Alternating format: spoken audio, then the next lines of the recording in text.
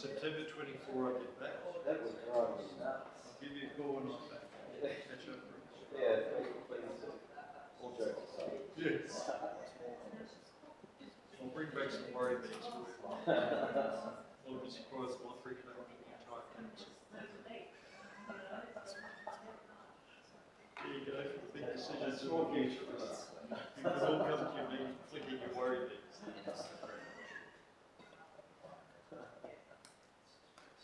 Oh, man, should we say notice? Oh, It's pretty good to be run by autocrat. Be nice. Run by the autocrat at the head of the team. oh, I'm looking forward to tomorrow. Tomorrow? Next week. Just getting here.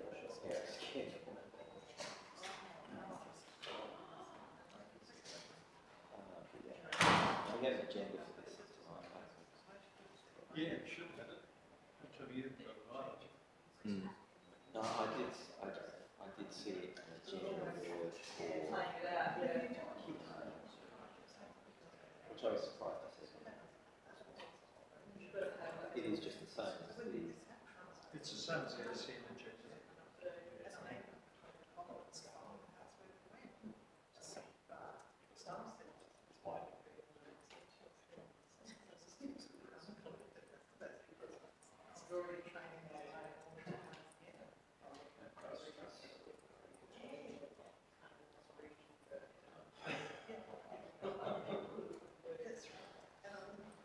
Docs on tap.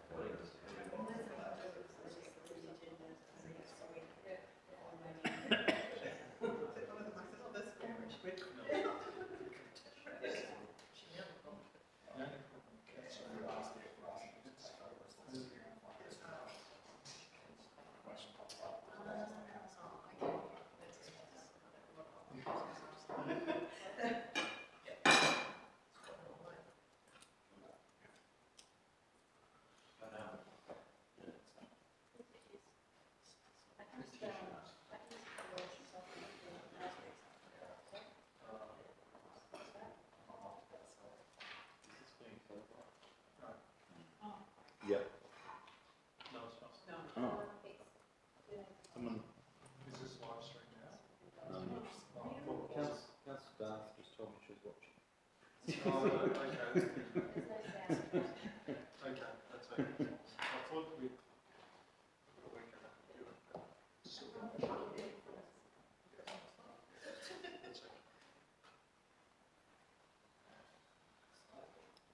second time today I've seen Richard work.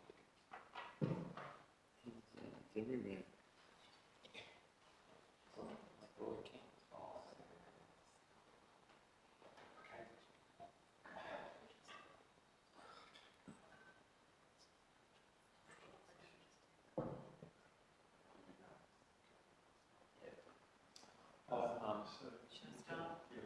Sorry, Tracy.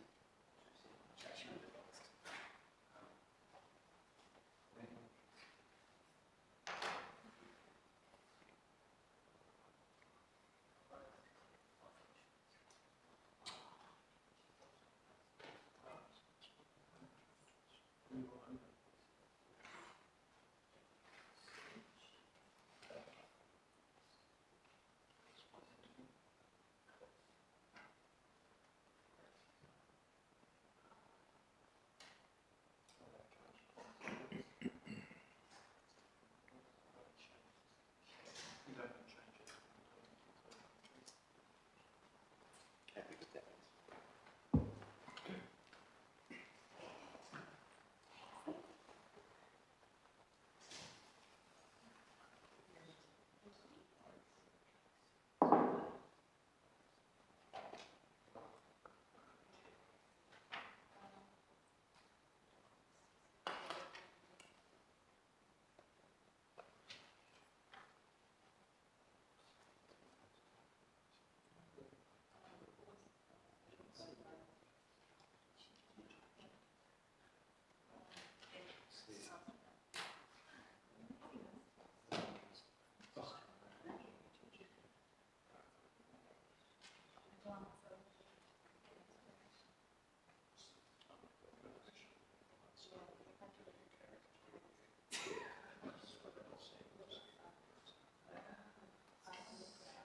Yeah.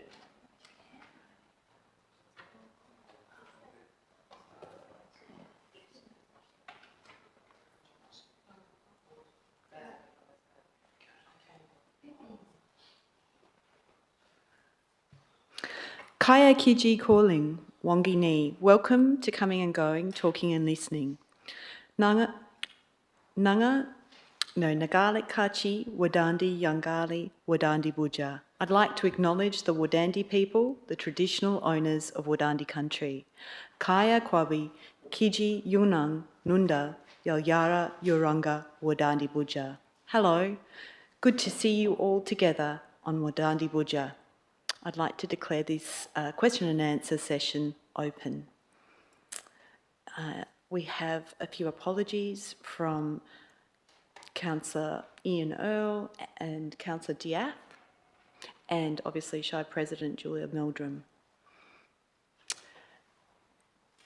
I'd now like to open the floor to any members of the public who would like to ask questions about the Ordinary Council meeting for the 22nd of May 2024.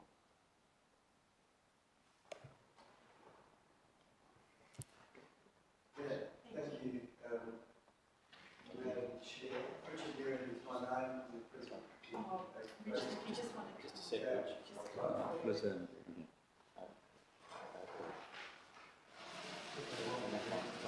Turn it off, yep. Or is this the one? Oh.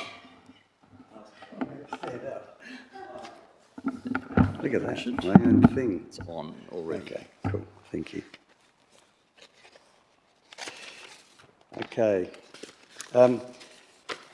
Yeah, sorry, I came to this meeting expecting it to be the same as the last Q&A session I attended, where some of you remember Laurie Keane blurted out and we got thrown out. No, not literally, but I thought it was the same thing where it's a Q&A but we couldn't ask questions. But anyway, I'm here now and I will ask a couple of questions. These questions reference item 11.2.1, local planning policy number 13, mobile food policy, which is on the agenda for next week. Can't remember which agenda item it is, but you guys have probably got it there. It comes just before the infrastructure plan for Gracetown. I suppose the issue at hand is a special, and I'm just going to move it across a bit without definitely, highly unusual attention and treatment given to Gracetown in this policy via clause 5.6, which specifically prohibits any mobile food vans, which includes coffee vans, at any time that the Gracetown General Store chooses to decide it is open for business, regardless of whether Gracie's has food available or whether it is accessible and easy to purchase coffee or whatever. No other location in the policy is singled out for this treatment. I suppose my first question is why not? What makes this so different? Thank you, Mr Muirhead. I'll direct that question to the Director, Nick Logan. Thank you. Through the chair and to you, Richard, I'm happy to answer any sort of further supplementary questions that might come from this, but I think we are kind of mindful that the store at Gracetown provides a really important service to the community and to visitors and tourists there, and it's used quite heavily by people for amenity throughout different services that it provides. I guess the likely sort of trade for that store is like not overly consistent, but it kind of booms and busts with the amount of people that are in Gracetown on any given day. And the representation that we've had from the store, and that was when the policy was put out for consultation, and also the thinking behind the time restriction is based on ensuring that that store still has the amount of trade that it requires to continue to be a viable entity, and that service isn't lost to the local community. Appreciate your point. Just in answering the question, that's kind of the rationale behind the restriction in that location, which may not be quite the same situation as in other areas where there are probably like greater number of facilities or greater number of options for purchasing or greater number of patrons. If I could go on from that then, there was, when we surveyed our membership, 300 members, we went out and we got 50 responses.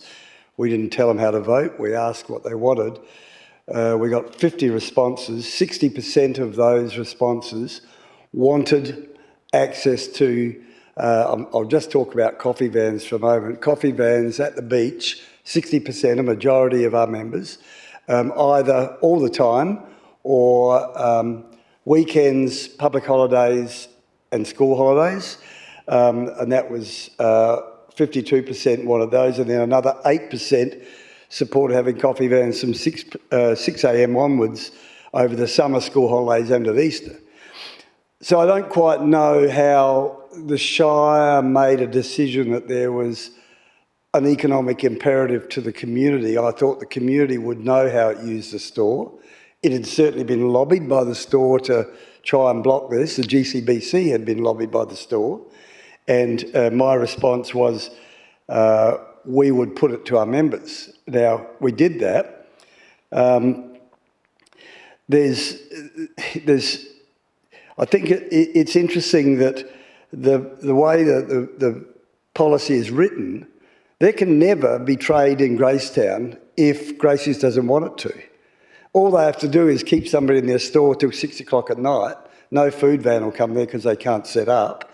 That's something they may be doing. Ever since this policy has been around, they've been having a food van outside, which is absolutely their right, or the food van's right, because it's private property. But there's been a concerted effort to block any competition coming into the bay. Now, I guess I'll make that point, that they could keep operating with a skeleton staff and not really sell anything, because they really don't have very much for sale after 3 o'clock in the afternoon if you go there. I buy all my general stores up at the caravan park. But the key thing, I guess, another question is, does this approach that we've got with this clause 56, I think it was, does it meet the key outcomes of the Augusta Margaret River Strategic Community Plan? For example, under place outcome PL1, does this improve the vibrancy, and this policy is meant to meet these, and the main area of open space in Gracetown, the beach? I don't think you need to answer that, because I don't think it does. It doesn't do anything, because there'll be no change. And under the people outcome P2, without going to what that talks about, a coffee van at the beach would be accessible. Sorry, Richard, to interrupt you. I've got a question. Oh, great. Yeah. That's what we were So after. how are you looking at things like ablutions and that type of thing? There's no ablutions at Gracie's. There are ablutions at the beach. Surely that's an issue when you've got large loads of people. So what's the Shire's view on that? Sorry, is the question, what do we think about there being no ablution facilities at the store? All right, look, there are two documents. There's a document put out, I assume the Shire is aware of it, by the Department of Planning, Lands and Heritage. What it seems to me is the Shire, if I'm wrong, tell me, but the Shire has assessed this based on competition. It thinks that any van could jeopardise Gracie's from a competitive point of view. If that's correct, I'm sure you're aware of this document put out by DPLH, making good planning decisions. And in that document, and this is written to help local government, there is a statement they make, section 3.7 of that document, economic considerations. The threat of competition to existing businesses is not a relevant planning decision. It only becomes a relevant planning consideration if there is a prospect that there will be a reduction in the facilities available to the community. It goes on to say, if somebody says, oh, if they do that, we'll shut down, that's not good enough. They have to prove that they will shut down. Have you sought that proof and had that proof? Because it seems to me the planners are making a decision based on, we don't want to jeopardise a shop that's there. Somebody's convinced you this will jeopardise them. What documentation did they provide for that, or was it hearsay? Through the chair again, at the risk of kind of entering into debate on the policy content, which is the purpose of the council meeting next week, what I would say is, yeah, we're entirely aware of the background and the situation in which the issue of competition can be considered in making a planning decision. I guess here there's two things to say about that. One is it's nuanced in the point that here we're introducing an additional entitlement, much like we would be considering rezoning new land to introduce more commercial development. So the issue of the quantum of that entitlement, if you like, is a live issue in this consideration, and it's slightly different to considering one shop being constructed next to another shop on land that's already identified for that purpose. The second is that the consideration of competition,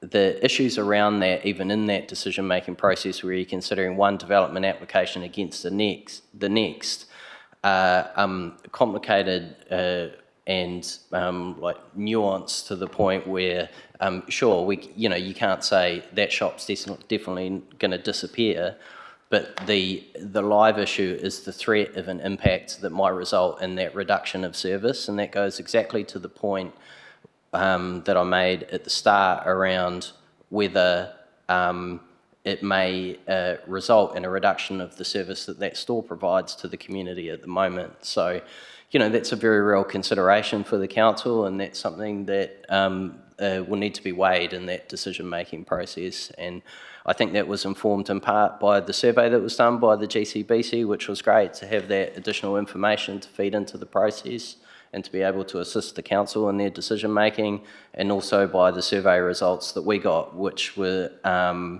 highlighting, there were some people were for it, some people were against it, some people were for it with some limitation, and whether there's any limitation or how that limitation is set out, in our view, should be made with consideration to the service that's provided by the bricks and mortar facilities that are existing there. I circulated some information today to councillors and to the CEO, which included some photographs taken at Gracie's on Thursday, not an unusual Thursday, which demonstrated the traffic situation there. It was a normal day, a normal morning, 9:50 to 10 a.m, no big surf, no public holiday. If you look at those photographs, you'll see car parking is overloaded. There are vehicles parked along the footpath. The vehicles are double ranked on the road, and many vehicles are straddling the double white lines while they're travelling. How much have you guys looked at the impact of that? This is a time when Gracie's, I would call it overtrades, and that's the time when many people in the Bay would like to see an option to have a coffee van at the beach. So was any count taken of traffic and traffic danger and all that type of thing? Was any consideration given to that from the parking? Because the parking is inadequate. I recognise that the infrastructure plan which follows is going to convert a small area of bush there into car parking, but at the moment, in the mornings, the locals fit 8 of their cars in there. The new plan that you guys have put in place has 7, so we've already lost 1 car park. I mean, I'm not knocking the idea, I think it's good, but you know, there's no solutions coming through, and I think this is problematic of a place that has changed its trading pattern significantly, and it's not a great amenity for locals. Anyway, the first question is, did the Shire look at traffic hazards from the overtrading that they're doing?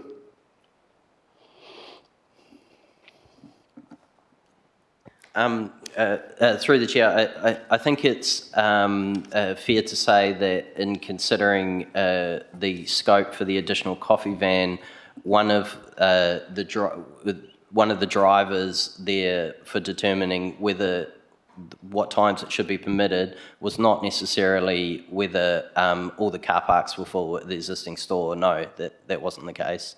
But I think we do acknowledge the fact that, yeah, there are, I think we mentioned before, sort of peaks and troughs in the trading for the store, and sometimes it does trade significantly, and we're certainly aware of those issues that you're talking about. It's my understanding that's where mobile food vans can smooth that out. Is that not the case, and should not planning look at that as an option?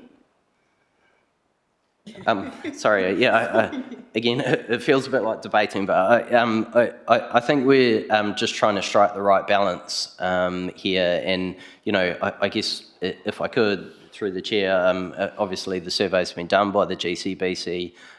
Perhaps you could advise the council exactly what outcome you were seeking in terms of the van being available to the broader community. Oh, look, I think the community, if you look at the responses from the community, the vans and the coffee van versus the food van was slightly different, but on both cases, and you know, they were both very different surveys because there was a lot of lobbying to participate in the Have Your Say survey, and there was a lot of talk about being disloyal to the shop and that type of thing amongst locals, which became a bit heated. But in summary, the food vans, 90% of the respondents that we interviewed supported the inclusion of food vans either as per the proposed policy with no restrictions or with restrictions either by days or times. I can detail them if you want, but 28% of people said any day after 6 p.m, further 32% said unlimited access days but only from 4 p.m. onwards. Notice it was 4 p.m, not when Gracie's shuts. 12% of respondents wanted food vans from 6 a.m. onwards but limited access days, and they went on and talked about weekends and the like. The coffee van situation was a little less confused, 32%. I've already said this, but if you like, I'll repeat it. And it's in a paper I submitted to the Shire. It's all there in a 3-pager. So I don't know if it's necessary to go into it. I think there's a clear majority here wanted a coffee van there in the morning. There's no point having a coffee van there after 4 o'clock or 5 o'clock in the afternoon. Let's open a bar instead. But that's what people are seeking. They're seeking some amenity at the beach. Oh, look, I'll sit down, but I've got one final question. And that question is, given everything you're saying, why is clause 5.6 even necessary? It appears that any request for a food or coffee van will still have to be assessed under clause 5.5, which reads, the approved location shall have permits allocated so as to reduce conflict with existing food and beverage businesses. So why do we need a special clause addressing Gracie's in Gracetown? It sounds to me like that clause is a belts and braces thing to save Gracie's and to ensure the community continues to have a lack of choice. I would argue, no, I wouldn't argue, I'd suggest you consider looking at issues like, which I have done, but there are issues under the Competition Act, Australian Consumer and Competition Act 2010, Australian Competition Act, where shires can get involved in causing a problem like that. Sorry, Richard, I'm just a little confused. What exactly is your question? My question is, why do we need 5.7 when 5.6, when 5.5 already says that approved locations, which Gracetown is one now, or would be, shall have permits allocated so as to reduce conflict with existing food and beverage businesses. Therefore, but then the next clause goes on to blanket rule out anybody at Gracetown before Gracie's closes. So surely if it became a problem, you could do it under clause 5.5. Yeah, sure. Just to respond, just for a couple of things. Firstly, I don't think it's fair to say that the policy is introducing restriction. We're trying to introduce opportunity here. This is not an opportunity that existed before we made these amendments to the policy. So we are trying to provide something. It's kind of how it's provided is the issue. I also appreciate some of the observations around the wording here with respect to the restricted to the ordinary operating hours of the general store. Now, the intent there is not that the general store would kind of change their operating hours and we would Excuse me, they do in summer. They trade later. Sorry, I'm just trying to say what the intent is behind how the policy is worded. So the intent here is not to say someone changes the way that the store is operating by operating till 11:30 at night, for argument's sake, and then we go down and make sure that the van's not there. The intent is that there would be recognition of ordinary hours of training, which would be embodied in the permit for the food van and set for the duration that that permit was available. So it wouldn't fluctuate on a daily basis at the whim of the store. That's not the intent there. I think there's definitely scope to probably tidy that wording up. The other issue is around whether there is, and just speaking to the question around why is it required in this instance, I think what we were looking to do here is to be clear about what the outcomes of consultation and assessment were and provide some real guidance in the policy, which may be a little bit more subjective without providing that sort of guidance. So the issue then really becomes whether the council would like to provide greater flexibility, reflecting what Mr Muirhead's saying here, and perhaps reword those clauses in a point to either open up the time more fully or to make it more specific. Excuse me, Madam Chair, I still haven't had an answer as to why you need 5.6 over and above 5.5, because 5.5 still gives you that ability, because you allocated so as to reduce conflict with existing food and beverage businesses. That will be Gracie's. You can do it so it reduces conflict. Why do you need 5.6 in there? It's repetitive policy and I think it's bad policy. Yeah, I mean, I think I'll go back to that point that I made in answering that question, in that we really wanted to capture the outcome of consultation and the consideration that's been given to this particular location to be quite directive about what was intended here, and that's why the 5.5 that theoretically applies to everyone is qualified here or by 5.6, which is more specific for Gracetown. I hear what you're saying, but I don't accept it, Nick. I think Thanks, Richard. you are actually ignoring what the community said. But Yeah. sorry, Thank you, That's all I've Richard. got. I think Councillor Binks has do you have a question for? Listen, not for Richard, no, it was more through Okay. to the director. I just wanted to make sure now is the appropriate forum for me to do that. Yeah. Okay. Nick, I appreciate what Richard is saying about that, and perhaps that's a conversation we can have about that. The two questions that I have are related to shall have permits allocated so as to reduce conflict. Question, so hypothetical here. If Gracie's are operating up until 6 o'clock or 7 o'clock in summer, currently that's their private property, so they can hold a little event or put a food van on their private property at the moment. That's correct, isn't it? And that's kosher.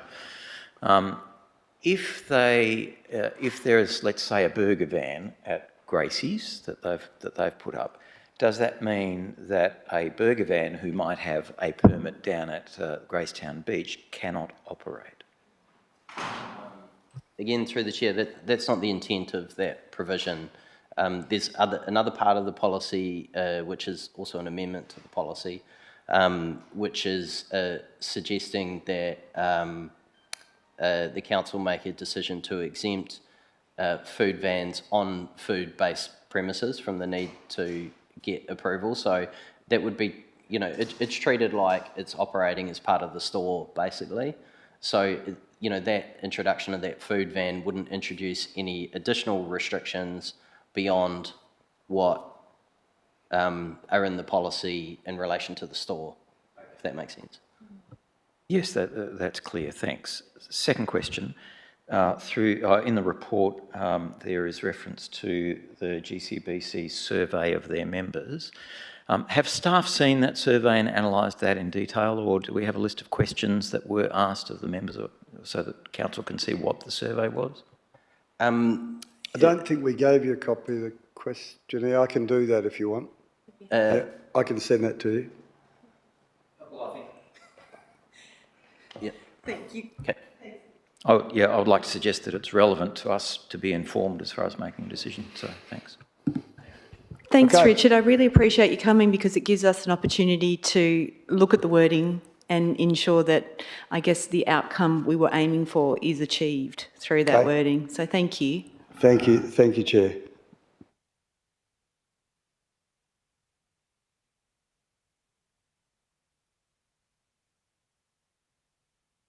Are there any further questions? No. So now we open up to councillors for anything that is on the agenda that you would like to ask questions about. Councillor Boland?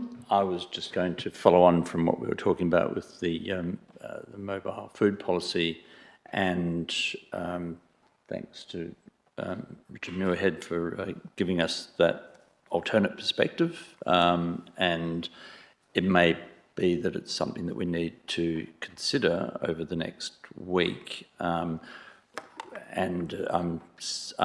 question would be, can we get some advice from the administration regarding an alternative recommendation that deals with the view that's coming from Mr. Muirhead today, and it could be maybe just as was suggested that it's just removal of that particular provision about Gracetown, or is it something different that we do make some specific provisions around Gracetown, but in a less restrictive way? So that's the question: can we have something alternative from the administration prior to the council meeting next week? Thank you. Yes. Thank you. my question. The part in there about the food vans operating on private property, and it has to be relevant to the business that's already there. The businesses are usually closed at that point in the day when they're operating. So that's where they're utilising those spaces. They don't actually work in conjunction with the businesses. Is that okay or not? Because my question then is, if there was a garage in Gracetown down there and somebody opened up on their front lawn doing coffee, what's the difference? Because I notice in Quorum now we have a burger van at the Red Feather, and I can't quite see where that difference lies, if that makes sense. Through the chair, so this exemption first came into play with some change to the regulations as a result of a response to the COVID pandemic. And so it's been in place in the Shire since, I think, probably 2020 or 2021. And it's operated in various locations. Some people have taken up that opportunity. We haven't really found it to be a problem, to be honest. In terms of accessing the broader facilities that the premises would provide, those facilities wouldn't be required if a business was acting as a takeaway food outlet in any event. So they're only required where you're sitting down and you're getting served a meal at your table. So that's not really too much of a problem, and we haven't found it to be too much of a problem. So, you know, I can take Red Feather's an example. There was the normal van, when it was in a van mostly, was operating out of the district club. There's been stuff down by the tavern, and none of it has really been an issue. So I think here we're saying, let's put this in place. We'll see what happens. If we need to, we'll come back and revisit it when we review the policy, but we're pretty comfortable that it's operating from a sound basis in terms of what's required to support that use. Yeah, I guess that answers the question, that they've not been a problem based on private property. And obviously the club and all of those other places do burgers and things like that. So it's quite interesting that there's two completely different things going on there. So yeah, that's interesting. Okay. Councillor Boland. Just a simple question. I think it was asked by Mr Muirhead. I don't think we got an answer, which was around, are there ablution facilities at Gracie's? No. Not to my knowledge, I don't think so. You know, they're operating, you know, well, they may, out of the goodness of their heart, drop the coffee to your table. They're really operating as a kind of like a takeaway outlet, which can include you picking it up and using their seats. Yeah, Councillor Jones. What's the capacity, like seated people for Gracie's? Like how many can they hold?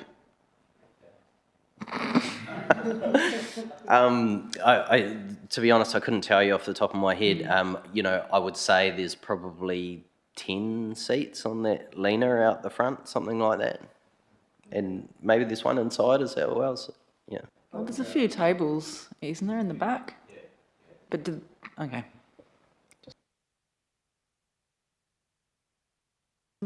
Nick, I've just got a question as well in regards to, will these be reviewed over a year, or like what's the term of the licences and how do we look? Correct me if I'm wrong here, Tessa, but I think we're normally issuing these permits for a 2-year period. Okay. Yeah.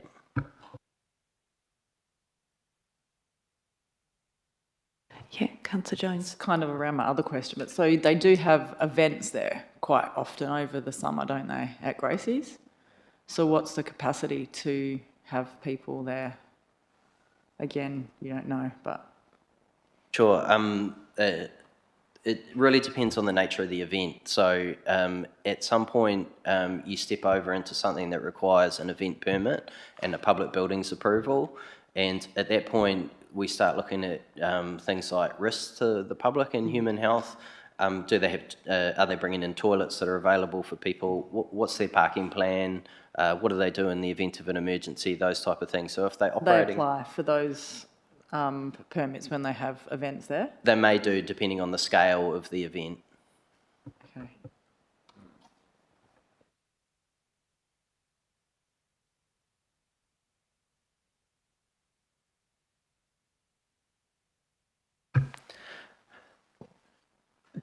Do you know offhand what those parameters are, Nick?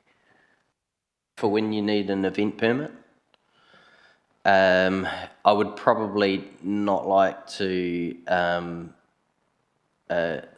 say it with 100% authority. I'd rather look double check that for you and get back to you if that's okay. Yeah.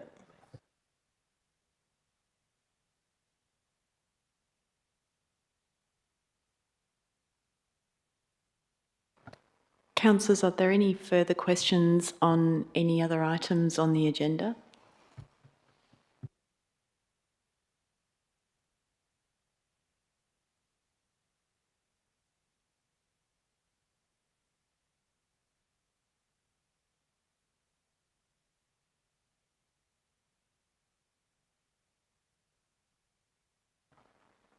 Well, thank you very much. Any more? Questions on the agenda? No, I think further questions. I know we've had extensive briefings on the long-term financial plan today and rates, so we've had plenty of opportunity today. Anything further? Any other items you want? Any other items? No? No? Okay. Well, thank you very much. Thanks for your attention and time. And thanks, Mr. Muirhead, for being a public attendee. We appreciate it. We're closing the meeting at 4:44. Thank you.